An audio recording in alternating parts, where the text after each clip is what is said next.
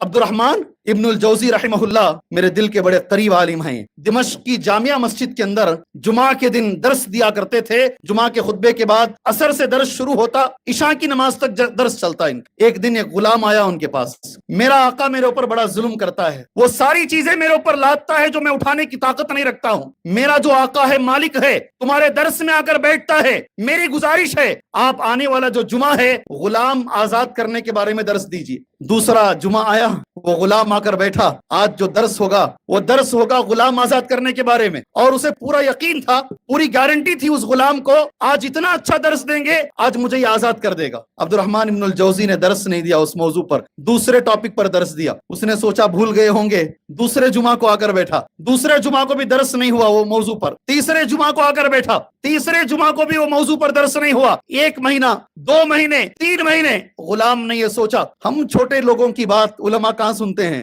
مالدار اگر بولے رہتے نا تو اسی ٹاپک پر درس ہوتا، میں غلام ہوں میری بات کہاں سے سنی جائے گی، جو یہی سوچ کر اس نے چھوڑ دیا، بس یہی میری زندگی ہے، اسی میں مجھے جینا ہے۔ کچھ مہینوں کے بعد شیخ نے جمعہ کے دن غلامی اور اس کی آزادی اس کے بارے میں درس دیا، اتنا اچھا درس، اتنا اچھا درس، غلام بھی موجود ہے، آقا بھی موجود ہے، غلام غور سے آقا کو دیکھ رہا ہے، سارے درس میں وہ روتا رہا، آقا اس کا جو مالک ہے روتا رہا۔ جیسے ہی درس ختم ہوا مسجد کے باہر بھی نہیں گئے، اس نے غلام کو بلایا، مسجد میں کھڑے ہو کر اس نے غلام سے کہا میں اللہ کو گواہ بنا کر کہتا ہوں آج سے تم آزاد ہو۔ سبحان اللہ، تھے علماء ایسے میرے بھائی، ایسے علماء تھے، اللہ تبارک و تعالیٰ ان کے نقش قدم پر اللہ ہمیں چلنے کی توفیق عطا فرمائے۔ وہ روتے روتے غلام آزاد ہو گئے نا، اس سے بڑی چیز کیا ہے؟ روتے روتے غلام عبد الرحمن ابن الجوزی رحمہ اللہ کے پیچھے پیچھے بھاگا، شیخ سے ملاقات کیا، ملاقات کر کے اس نے پوچھا میں نے اتنے مہینے پہلے کہے تھے، میں تو یہ سوچ رہا تھا آپ بھول گئے ہیں، آپ نے اتنے مہینے کیوں لگا دیے،